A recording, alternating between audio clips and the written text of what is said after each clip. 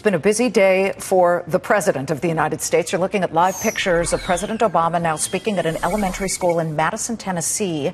He's speaking right now on the Affordable Care Act. But earlier at the White House, Cuba was a hot topic. The president announcing he is re-establishing diplomatic relations. That's not a surprise. Both nations, though, have agreed to open their embassies by July 15th. U.S. Embassy in Havana. The president called on Congress to lift the U.S. trade embargo on Cuba, said he believes America's newfound influence in Cuba will pay dividends. Listen. Of course, nobody expects Cuba to be transformed overnight. But I believe that American engagement through our embassy, our businesses, and most of all through our people is the best way to advance our interests and support for democracy and human rights. Congress has 15 days to review what the president wants to do, and that is open the embassy once again. So let's bring in Senator Scott Brown, former Senator Scott Brown, and former Congressman Dennis Kucinich, both Fox News contributors.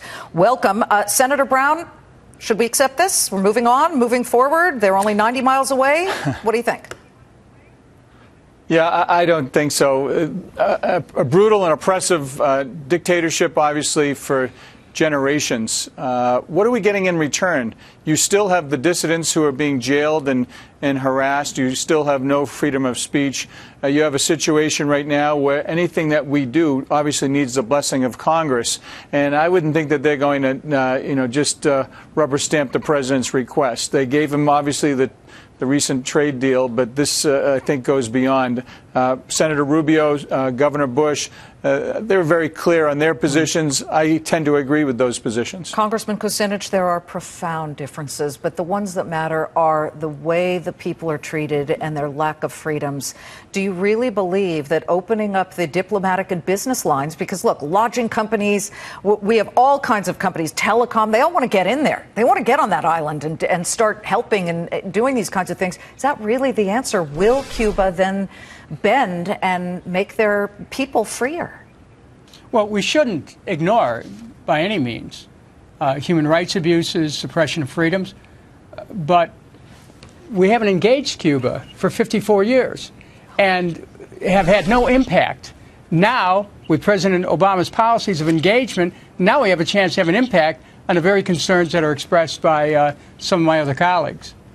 Okay, well, what would you do to make sure? I mean, how do you get Raul Castro to say, all right, well, we're going to have hotels come in and Hilton and Marriott are going to come in? Does that really change anything for the Cuban people?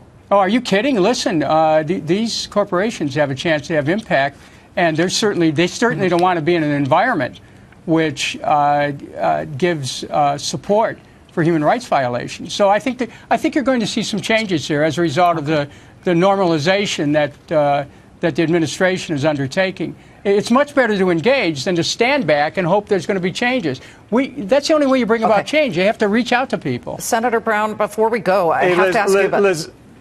I was going to ask you about Donald Trump, but it sounds like there's a little bit more of a meaty discussion about Cuba. Go ahead. Well, I can do both. First of all, what are we getting in return? They want Guantanamo. They want reparations. What are we getting in return to normalize these relations? It is something that is obviously very favorable to a country like Cuba, and I don't think we're getting. There's no quid pro quo that makes it worth it for us. Number one. With regard to Donald Trump, listen. Welcome to the big time.